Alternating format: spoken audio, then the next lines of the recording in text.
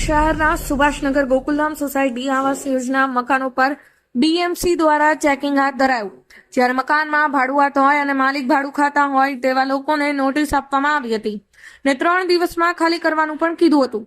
જો 3 દિવસમાં મકાન માલિક ભાડુઆતને ખાલી નહીં કરાવે તો સીલ પણ મારવામાં આવશે તેવું પણ અધિકારી દ્વારા જણાવવામાં આવ્યું હતું। ત્યારે આ સોસાયટીમાં 40% જેટલા ભાડુઆત રહેતા હોય અને મકાન માલિક બહાર રહેતા હોય તેવું પણ અધિકારી દ્વારા જણાવેલ હતું।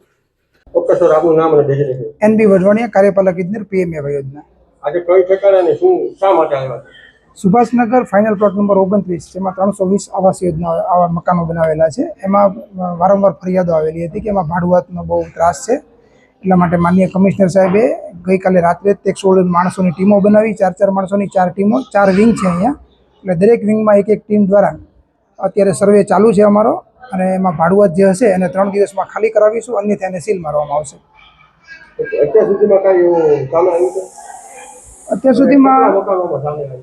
320 મકાનો છે, હજી મારે રિપોર્ટ લેવાનો બાકી છે, પણ એવું લાગે છે કે 35-40% કે 50% સુધી પણ ભાડુઆતો રહેતા હોય એવું ધ્યાન ઉપર અત્યારે લાગે છે પ્રાથમિક રિપોર્ટ ઉપરથી। બાકી ડિટેલ રિપોર્ટ હજી સ્ક્રુટિનાઇઝ કરીને જોઈ લઈશું।